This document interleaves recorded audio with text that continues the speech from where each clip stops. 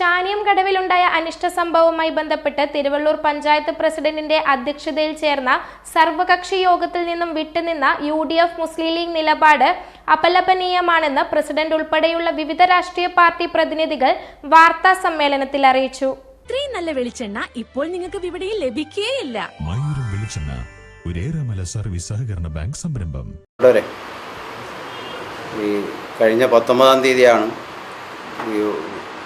തിരുവള്ളൂർ ചാനിയംകടവ് പ്രദേശത്ത് ഒരു സംഘർഷം ഉണ്ടാകുന്നു. ആ സംഘർഷത്തിൻ്റെ പശ്ചാത്തലത്തിൽ 20-ാം തീയതി വടകര CIയും അതുപോലെ തന്നെ പഞ്ചായത്ത് പ്രസിഡന്റ് എന്ന നിലയിൽ ലീഗിനെയും അതുപോലെ തന്നെ CPMലെയും തിരുവള്ളൂർ രാഷ്ട്രീയ നേതൃത്വത്തെ ഒരു ഉഭയകക്ഷി എന്ന രീതിയിൽ നമ്മൾ വിളിച്ചു ചേർക്കുകയും പ്രശ്നങ്ങൾ വ്യാപിപ്പിക്കാതിരിക്കാനുള്ള നടപടി സ്വീകരിച്ച് മുന്നോട്ട് പോകണമെന്ന് ആവശ്യപ്പെടുകയും ചെയ്തു.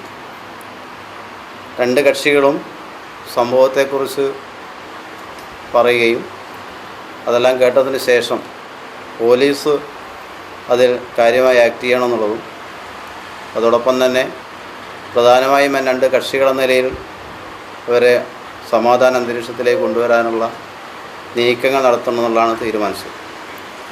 അതോടൊപ്പം തന്നെ നമുക്കതിന് ശേഷം ഒരു സർവകക്ഷി എന്ന നിലക്ക് ഒരു യോഗം ചേരാം എന്ന തരത്തിലേക്കുള്ള തീരുമാനവും ആ യോഗത്തിനകത്ത് എടുത്തിരുന്നു. പക്ഷേ പിന്നീട് ആ 19-ന് ശേഷം പിന്നീട് ഇരു കക്ഷികൾ തമ്മിലുള്ള സംഘർഷങ്ങളോ പ്രശ്നങ്ങളോ അവിടെ നടന്നിരുന്നില്ല. പോലീസ് പ്രതികളെ കണ്ടെത്താനുള്ള റെയ്ഡ് നടക്കുകയും പോലീസിൻ്റെ കൃത്യനിർവഹണത്തിന് തടസ്സം സൃഷ്ടിച്ചുകൊണ്ട് മറ്റു പ്രദേശങ്ങളിലുള്ള പ്രത്യേകിച്ച് ഞാൻ മനസ്സിലാക്കിയിടത്തോളം ഈ കീഴ്പയ്യൂർ ആ ഭാഗത്തുള്ള ഈ യൂത്ത് ലീഗിൻ്റെയും അതുപോലെ തന്നെ യൂത്ത് കോൺഗ്രസിൻ്റെയും നേതൃത്വം അവിടെ വന്ന് അവരുടെ ഈ പോലീസ് അന്വേഷണത്തെ തടസ്സപ്പെടുന്ന രീതിയിലുള്ള ഇടപെടൽ നടത്തുന്നു. അതുപോലെ തന്നെ അതിന് ശേഷം പിന്നീട് മറ്റു പ്രശ്നങ്ങളുണ്ടായില്ല. വലിയ വാർത്തകളായി സ്റ്റേറ്റ് ലെവൽ ന്യൂസാക്കാൻ വേണ്ടിയിട്ടുള്ള ചില കാര്യങ്ങളൊക്കെ അവർ സ്വീകരിച്ചു. എന്തിനായാലും പഞ്ചായത്ത് പ്രസിഡന്റ് നിലയ്ക്കും പഞ്ചായത്ത് ഭരണസമിതി നിലയിലും ഈ പ്രശ്നങ്ങൾ അവസാനിപ്പിക്കേണ്ടതാണ് എന്ന തരത്തിൽ കണ്ടുകൊണ്ടാണ് നമ്മൾ ഇന്ന് രാവിലെ 11 മണിക്ക് സർവകക്ഷി യോഗം വിളിക്കാൻ വേണ്ടി ഇന്നലെ നമ്മൾ വിവരം കൊടുത്തു. എല്ലാ കക്ഷികൾക്കും വിവരം കൊടുത്തിരുന്നു. ഈ LDFനകത്തുള്ള ഘടകകക്ഷികൾക്കും അതുപോലെ തന്നെ UDFൽ പ്രധാനമായും കോൺഗ്രസും ലീഗുമാണ് അവിടെ ഉള്ളത്. അവരൊക്കെ നമ്മൾ വിവരം കൊടുത്തിരുന്നു. പക്ഷേ ഇന്ന് 11 മണിക്ക് യോഗം ചേരുന്ന സമയത്ത് ഈ ലീഗിൻ്റെ പ്രതിനിധികളും അതുപോലെ തന്നെ കോൺഗ്രസിൻ്റെ പ്രതിനിധികളും ആ യോഗത്തിൽ പങ്കെടുത്തില്ല. അതൊരു ശരിയായ നിലപാടല്ല എന്നാണ് ആ യോഗം വിലയിരുത്തുക. കാരണം സമാധാന അന്തരീക്ഷം ഉണ്ടാക്കേണ്ട ഒരു സാഹചര്യത്തിൽ വളരെ ഉത്തരവാദപ്പെട്ട പാർട്ടി എന്ന നിലയിൽ ലീഗും കോൺഗ്രസും അതിൽ പങ്കെടുക്കേണ്ടതായിരുന്നു. അത് പങ്കെടുക്കാത്തത് അപലപനീയമായിട്ടാണ് ആ യോഗം കണ്ടിട്ടുള്ളത്. ഇതിനെ തുടർന്നവർ ആ സമാധാന അന്തരീക്ഷവുമായി അല്ലെങ്കിൽ ഉണ്ടാക്കുന്നതിന് വേണ്ടിയുള്ള പ്രവർത്തനത്തിൽ അവർ പങ്കെടുക്കുന്നതാണ് നമ്മൾ കാണുന്നത്. പക്ഷേ ആ ഒരു നിലപാട് ശരിയല്ല. നമ്മൾ നാളെയും പ്രശ്നത്തിലിരിക്കേണ്ടതാണ്. തിരുവള്ളൂരിൻ്റെയൊക്കെ ഒരു ചരിത്രം എന്ന് പറയുന്ന ഒരുപാട് സംഭവങ്ങൾ ഉണ്ടാവുകയും ആ സംഭവത്തിൻ്റെ ദുരന്തങ്ങൾ ഏറ്റുവാങ്ങുകയും ചെയ്ത ഒരു സമൂഹമാണ് തിരുവള്ളൂരിനകത്തുണ്ടായിട്ടുള്ളത്.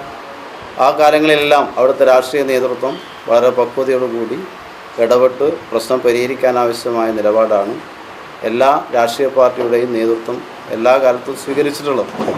പക്ഷേ ദൗർഭാഗ്യമെന്ന് പറയട്ടെ, ഇന്നത്തെ ആ യോഗത്തിൽ അവർ പങ്കെടുക്കാതിരുന്നത് ഒരു നമ്മുടെ സമാധാന അന്തരീക്ഷത്തിന് മുന്നോട്ട് പോകുന്നതിന് ഒരു തടസ്സം നിൽക്കുന്നതായിട്ടാണ് നമുക്ക് തോന്നിയിട്ടുള്ളത്.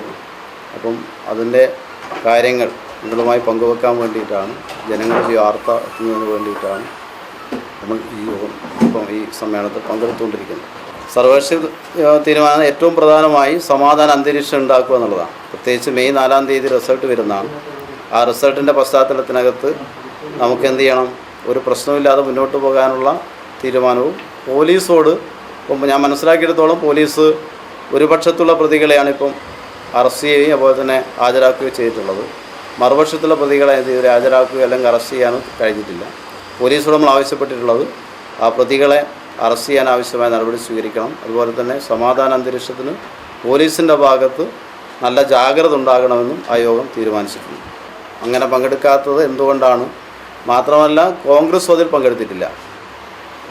പക്ഷെ ആദ്യം നമ്മൾ ഈ ഉഭയകക്ഷി ചർച്ച നടത്തി ആ ചർച്ചയിൽ വളരെ പോസിറ്റീവായ രീതിയിലാണ് എല്ലാ രണ്ട് കക്ഷികളും ചർച്ച ചെയ്തത്. അതിനുശേഷം അനിഷ്ട സംഭവങ്ങൾ ഉണ്ടായിട്ടുമില്ല. പക്ഷേ നമ്മളിപ്പോൾ 4-ാം തീയതി മുന്നിൽ കണ്ടുകൊണ്ടാണ് അടിയന്തരമായി നേരത്തെ യോഗം വിളിച്ചു ചേർത്തിട്ടുള്ളത്. ഇന്നലെ അവരെ ഒരു ലീഗിൻ്റെ കോൺഗ്രസിൻ്റെ നേതൃത്വം പറഞ്ഞത് ലീഗിൻ്റെ നേതാക്കന്മാരുമായി നമ്മൾ സംസാരിച്ച് നോക്കുമ്പോൾ അവർ വരും എന്ന തരത്തിലാണ് ഒരു അനുകൂലമായ രീതിയിലാണ് സംസാരിച്ചത്. വേറെ എതിർപ്പൊന്നും പറഞ്ഞില്ല. പക്ഷേ ഞങ്ങളൊരു വിലയിരുത്തൽ കോൺഗ്രസ് ഇന്നലെ തന്നെ എന്ത് ചെയ്തിട്ടുണ്ട്, ഞങ്ങൾക്കൊന്ന് ആലോചിക്കേണ്ടതായിട്ടുണ്ട് എന്ന് സൂചിപ്പിച്ചിരുന്നു. നമ്മളൊരു സമാധാനപരമായ അന്തരീക്ഷമല്ലേ, അത് നിങ്ങൾ ആലോചിച്ചോളൂ, എത്ര വേണം ആലോചിക്കുന്നതിനും കുഴപ്പമില്ല. ഈ യോഗത്തിൽ എന്തായാലും വരണമെന്ന് പറഞ്ഞു. എനിക്ക് തോന്നുന്നത് കോൺഗ്രസും അതിനുശേഷം എന്തോ ഒരു അഭിപ്രായ വ്യത്യാസത്തിൻ്റെ മുകളിലായിരിക്കാം ഒരുപക്ഷെ വരാതെ. നമുക്കത് നമ്മളെ സംബന്ധിച്ച് അതല്ല പ്രശ്നം. നമുക്കിത് സമാധാനത്തിന് പ്രധാനമായും നേതൃത്വം കൊടുക്കേണ്ട രണ്ട് കക്ഷികൾ പ്രധാനമായും ലീഗും CPM-ഉമാണ്. അപ്പോൾ ആ ലീഗ് വരാത്തതിനെക്കുറിച്ചാണ് നമ്മൾ ആശങ്കപ്പെടുന്നത്. കോൺഗ്രസും അതിൽ പ്രധാനപ്പെട്ട കക്ഷിയാണ്. ശ്രീജിത്തിൻ്റെ വീടിന് നേരെ ബോംബറുണ്ടായിട്ടുണ്ട്. ഒരു പ്രകോപനമില്ലാതെ പാർലമെൻറ്റ് ഇലക്ഷൻ വന്നു. അതിനുശേഷം നടന്ന പഞ്ചായത്ത് തെരഞ്ഞെടുപ്പ് സമയത്ത് ഈ മേഖല എന്ന് പറയുന്നത് ശാന്തിനഗർ മേഖലക്കകത്ത് അവിടെ നമ്മളെ ഇടതുപക്ഷത്തിൻ്റെ സ്ഥാനാർത്ഥിക്ക് മത്സരിക്കാൻ പറ്റാത്ത സാഹചര്യമാണ്. ബോർഡ് പോസ്റ്ററൊക്കെ എടുത്തു മാറ്റി. ആ സ്ഥാനാർത്ഥി കൂടെ നമ്മുടെ കൂടെ ഉണ്ട്. അപ്പോൾ മുന്നണി എന്ന നിലക്ക് തീരുമാനിച്ചു ബോർഡ് കൂടി ഒന്ന് എടുത്തു മാറ്റട്ടെ, ഏതായാലും നമുക്ക് ജനങ്ങളെ സമീപിക്കാം, അതിൽ പ്രശ്നം വേണ്ട എന്ന നിലക്ക് ഇലക്ഷൻ സമയത്ത് അതങ്ങനെ പോയി. അതിനുശേഷം ഇപ്പോൾ പഞ്ചായത്ത് തെരഞ്ഞെടുപ്പ് സമയത്ത് വീണ്ടും നിയമസഭാ ഇലക്ഷൻ സമയത്ത് വീണ്ടും പ്രശ്നമുണ്ടായി. ഈ കൊടി ബോർഡ് അങ്ങനെയുള്ള ചില എടുത്തു മാറ്റപ്പെടുന്ന സ്ഥിതിഗതികളുണ്ടായി. അതിനൊക്കെ ശേഷം പോലീസ് ഉദ്യോഗസ്ഥന്മാർ മുഖാന്തരം ഒരു കോംപ്രമൈസ് ഒരു സംഭാഷണം നടത്തി അത് അവസാനിപ്പിച്ചു. അതിനുശേഷമാണ് ഈ 19-ാം തീയതി രാത്രി ശ്രീജിത്ത് വിവാഹ വീട്ടിൽ നിന്ന് വരുമ്പോൾ ശ്രീജിത്തിനെ കുറേയേറെ പേർ ചേർന്ന് തടഞ്ഞു വെച്ച് വല്ലാത്ത മൃഗീയമായ രൂപത്തിലുള്ള മർദ്ദനമാണ് ഉണ്ടായത്. അദ്ദേഹത്തിനെ കണ്ട ആളുകൾക്കൊക്കെ അറിയാം, നല്ല പരിക്കുണ്ടായിട്ടുണ്ട്. അതിനുശേഷമാണ് വീണ്ടും 20-ാം തീയതി പഞ്ചായത്ത് പ്രസിഡന്റും അതുപോലെ CI ഉൾപ്പെടെയുള്ള ആളുകൾ ഇടപെട്ട് യോഗം ചേർന്ന് സമാധാന അന്തരീക്ഷം ഉണ്ടാക്കാൻ വേണ്ടി തീരുമാനിച്ചത്. ആ തീരുമാനത്തിന് ശേഷമാണ് പോലീസ് ഈ പ്രതികളെ പിടിക്കാൻ ആവശ്യമായ നടപടിയുമായി ഇറങ്ങി തിരിച്ചത്. അപ്പം അങ്ങനെ ഇറങ്ങുമ്പോൾ പല വീടുകളിലും കയറിയിട്ടുണ്ട്. പക്ഷേ ഇപ്പോൾ ചാഞ്ഞങ്ങടവിലെ ഒരു വീട്ടിൽ കയറിയപ്പോഴാണ് കുറച്ച് ചെറുപ്പക്കാർ എന്ന് പറഞ്ഞാൽ യൂത്ത് രംഗത്തുള്ള നേതാക്കന്മാരെന്ന് വേണമെങ്കിൽ പറയാം, അങ്ങനെയുള്ള ആളുകളാണ് അവർ നമ്മൾ കണ്ടിട്ടുള്ളത്. ആ നേതാക്കളായിട്ടുള്ള ആളുകൾ പഞ്ചായത്തുകാരല്ല, ഈ തിരുവള്ളൂർ പഞ്ചായത്തുകാരല്ല, അതുകൂടെ പ്രത്യേകം ശ്രദ്ധിക്കേണ്ടതാണ്. ആ പഞ്ചായത്തിന് പുറത്തുള്ള ഒരു ലീഡർഷിപ്പ് വന്ന് അവിടെ ഇടപെടുകയും അവരാണ് ഈ പോലീസുമായി വാക്കേറ്റം ഉണ്ടാക്കിയത്. പക്ഷെ അത് വലിയ വാർത്തയായി തിരുവള്ളൂർ ആകെ വല്ലാത്തൊരു ഭീകരാന്തരീക്ഷം സൃഷ്ടിക്കുന്ന തരത്തിലേക്കുള്ള ഒരു ന്യൂസായിട്ടാണ്, അല്ലെങ്കിൽ അത് സ്റ്റേറ്റ് വൈസിൽ എത്തിക്കാൻ ആവശ്യമായിട്ടുള്ള ഇടപെടലാണ് ഈ നേതൃത്വത്തിൻ്റെ ഭാഗത്ത് നിന്ന് ഉണ്ടായത് എന്നാണ് ഞങ്ങൾക്കൊക്കെ. ഇതിന് ആ പ്രദേശത്തിൻ്റെ പ്രത്യേകതയുണ്ട്. കാരണം മറ്റ് രാഷ്ട്രീയ സംഘടനകളെ പ്രവർത്തനം നടത്താൻ പറ്റാത്ത രീതിയിലേക്ക്, അല്ലെങ്കിൽ അതിന് സാഹചര്യമൊരുക്കാത്ത രീതിയിലേക്ക് ഏകാധിപത്യപരമായ ഒരു സംഘടനാ സംവിധാനം അവിടെ ലീഗിനുണ്ട്. ഈ നെടുമ്പ്രം എന്ന് പറയുന്ന പ്രദേശത്ത് അവിടെ ഇവിടെ നേരത്തെ സൂചിപ്പിച്ച ഈ മെമ്പർ ഈ പഞ്ചായത്ത് മത്സരിച്ചാണ്. ഒരു ബോർഡ് പോലും പിറ്റേ രാവിലെ അവിടെ ഉണ്ടാവില്ല, ഒരു പോസ്റ്റർ പോലും അവിടെ ഉണ്ടാവില്ല. ആ രീതിയിലേക്ക് ഉള്ളൊരു സ്ഥലമാണ്. അപ്പോൾ അതിനെയാണ് അതിൻ്റെ തുടർച്ചയാണ് ഈ ഇത്തരം പ്രശ്നങ്ങൾ ഉണ്ടാകുന്നത്.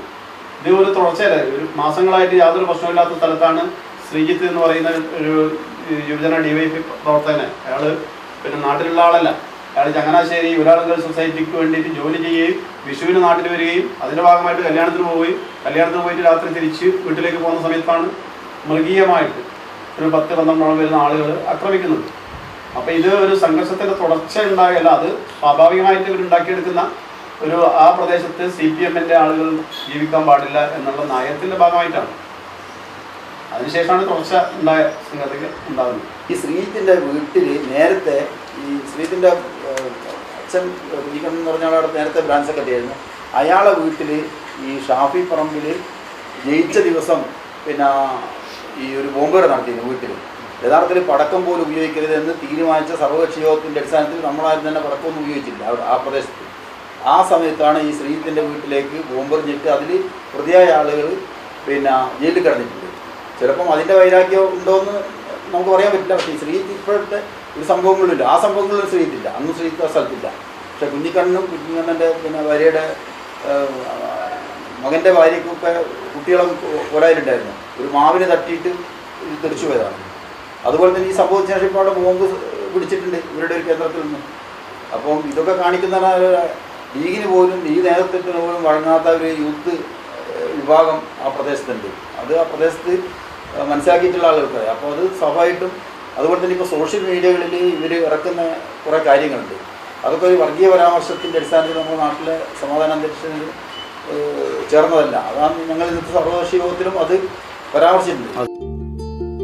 വലിയ സന്തോഷങ്ങൾക്കിടയിൽ നഷ്ടപ്പെട്ടു പോകുന്ന ചില ചെറിയ ഇഷ്ടങ്ങളുണ്ട്. ബാല്യത്തിൽ എപ്പോഴോ എന്നോടൊപ്പം നടന്ന് എനിക്കൊപ്പം വളർന്ന ചില ഇഷ്ടങ്ങൾ. ആ ഇഷ്ടങ്ങൾ സ്വന്തമാക്കാൻ എന്നോടൊപ്പം എന്നും ഉണ്ടായിരുന്ന എന്റെ ഫാമിലി.